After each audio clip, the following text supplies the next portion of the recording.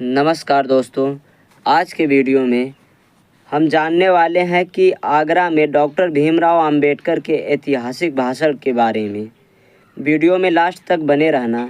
यदि आप हमारे यूट्यूब चैनल पर नए हो तो हमारे चैनल को सब्सक्राइब कर लें ताकि अगले वीडियो का नोटिफिकेशन आपके यहाँ सबसे पहले पहुँचे। तो चलिए बिना देरी के वीडियो को शुरू करते हैं। आगरा में बाबा साहेब डॉक्टर भीमराव अंबेडकर का ऐतिहासिक भाषण। आगरा, जो कि 18 मार्च 1956 को बाबा साहेब ने समाज के जिम्मेदार लोगों से अपने भाषण में अपील की, उसके अंश कुछ इस प्रकार से हैं। जन समूह से पिछले 30 वर्षों से तुम लोगों को राजनैतिक अधिकार के लिए संघर्ष कर रहा हूँ। मैंने तुम्हें संसद और राज्यों के विधानसभाओं में सीटों का आरक्षण दिलवाया। मैंने तुम्हारे बच्चों की शिक्षा के लिए उचित प्रावधान करवाए। आज हम प्रगति कर सकते हैं। अब यह तुम्हारा कर्तव्य है कि शैक्षिक, आर्थिक और सामाजिक गैरबराबरी को दूर करने हेतु एकजुट होकर इस संघर्ष को जारी रखें।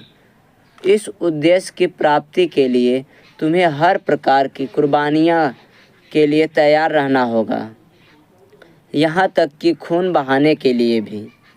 नेताओं से, यदि कोई तुम्हें अपने महल में बुलाता है तो स्वेच्छा से जाओ, लेकिन अपनी झोपड़ी में आग लगाकर नहीं। यदि वह राजा किसी दिन आपसे झगड़ता है और आपको अपने महल से बाहर ढकेल देता है, उस समय तुम कहाँ जाओगे?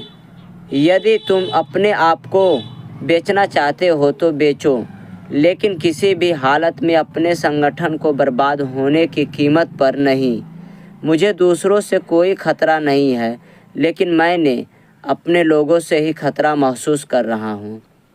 भूमिहीन मजदूरों से, मैं गांव से रहने वाले भूमिहीन मजदूरों के लिए काफ़ी चिंतित हूँ। मैं उनके लिए ज़्यादा कुछ नहीं कर पाया हूँ। मैं उनकी दुख तकलीफ़ों को नज़रअंदाज नहीं कर पा रहा हूँ। उनकी तबाहियों का मुख्य कारण उनका भूमिहीन होना है, इसलिए वे अत्याचार और अपमान के शिकार होते रहते हैं और वे अपना उत्थान नहीं कर पाते हैं। मैं इसके लिए संघर्ष करूंगा। यदि सरकार इस कार्य में कोई बाधा उत्पन्न करती है तो इन लोगों का नेतृत्व करूंगा और इनकी वैधानिक लड़ाई लड़ूंगा, लेकिन किसी भी हालत में भूमिहीन लोगों को ज़मीन दिलवाने का प्रयास करूंगा। अपने समर्थकों से बहुत जल्द ही मैं तथागत बुद्ध के धर्म को अंगीकार कर लूँगा। यह प्रगतिवादी धर्म है। यह समानता, स्वतंत्रता एवं बंधुत्व पर आधारित है। मैं इस धर्म को बहुत सालों के प्रयासों के बाद खोज पाया हूँ। अब मैं जल्दी ही बुद्धिस्ट बन जाऊंगा। तब एक अछूत के रूप में मैं आपके बीच नहीं रह पाऊंगा, लेकिन एक सच्चे बुद्धिस्ट के रूप में तुम लोगों के कल्याण के लिए संघर्ष जारी रखूंगा। मैं तुम्हें अपने साथ बुद्धिस्ट बनने के लिए नहीं कहूँगा, क्योंकि मैं आपको अंधभक्त नहीं बनाना चाहता, परंतु जिन्हें इस महान धर्म की शरण में आने की तमन्ना है वे बौद्ध धर्म अंगीकार कर सकते हैं, जिससे वे इस धर्म में दृढ़ विश्वास के साथ रहें और बौद्धाचरण का अनुसरण करें। बौद्ध भिक्षुओं से, बौद्ध धर्म महान धर्म है। इस धर्म संस्थापक तथागत बुद्ध ने इस धर्म का प्रसार किया और अपनी इच्छाइयों के कारण यह धर्म भारत में दूर दूर तक गली कूचों में पहुंच सका। लेकिन महान उत्कर्ष पर पहुंचने के बाद यह धर्म 1213 ईस्वी में भारत से विलुप्त हो गया, जिसके कई कारण हो सकते हैं। एक प्रमुख कारण यह भी है कि बौद्ध भिक्षु विशालतापूर्वक एवं आराम तलब जिंदगी जीने की आदी हो गए थे। धर्म प्रचार हेतु स्थान स्थान पर जाने की बजाय उन्होंने बिहारों में आराम करना शुरू कर दिया तथा रजवाड़ों की प्रशंसा में पुस्तकें लिखना शुरू कर दिया। अब इस धर्म की पुनर्स्थापना हेतु उन्हें कड़ी मेहनत करनी पड़ेगी। उन्हें दरवाजे दरवाजे जाना पड़ेगा। मुझे समाज में ऐसे बहुत कम भिक्षु दिखाई देते हैं, इसलिए जनसाधारण में से अच्छे लोगों को भी इस धर्म प्रसार हेतु आगे आना चाहिए और इनके संस्कारों को ग्रहण करना चाहिए। शासकीय कर्मचारियों से हमारे समाज की शिक्षा में कुछ प्रगति हुई है। शिक्षा प्राप्त करके कुछ लोग उच्च पदों पर पहुंच गए हैं, परंतु इन पढ़े लिखे लोगों ने मुझे धोखा दिया है।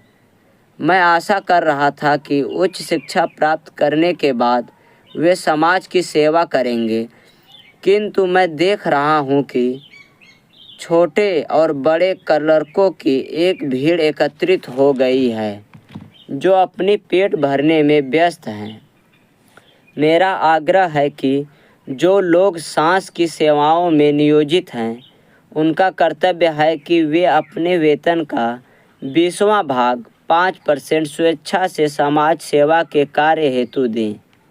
तभी संग्रह समाज प्रगति कर सकेगा, अन्यथा केवल चंद लोगों का ही सुधार होता रहेगा।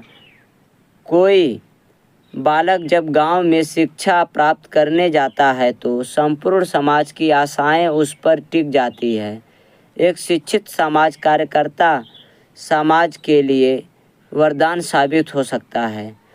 छात्रों एवं युवाओं से मेरी छात्रों से अपील है कि शिक्षा प्राप्त करने के बाद किसी प्रकार की क्लर्कों के करने के बजाय उसे अपने गांव की अथवा आसपास के लोगों की सेवा करना चाहिए, जिससे अज्ञानता से उत्पन्न शोषण एवं अन्याय को रोका जा सके।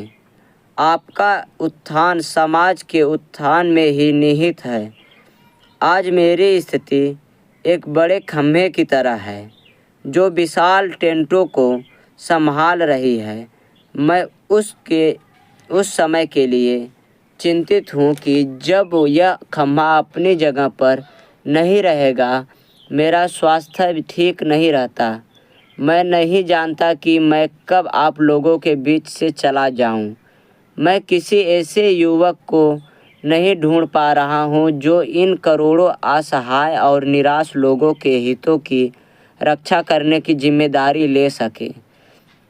यदि कोई नौजवान इस जिम्मेदारी को लेने के लिए आगे आता है तो मैं चैन से मर सकूंगा। दोस्तों, आज के वीडियो में बस इतना ही। यदि वीडियो पसंद आई हो तो वीडियो को एक लाइक करो और कमेंट बॉक्स में लिख कर बताओ वीडियो आपको कैसी लगी। यदि आप हमारे चैनल पर नए हो तो चैनल को सब्सक्राइब कर लो ताकि मेरा हौसला बढ़ते रहे और मैं इस टॉपिक से रिलेटेड आपके बीच वीडियो लाता रहूं। जय हिंद, जय भारत।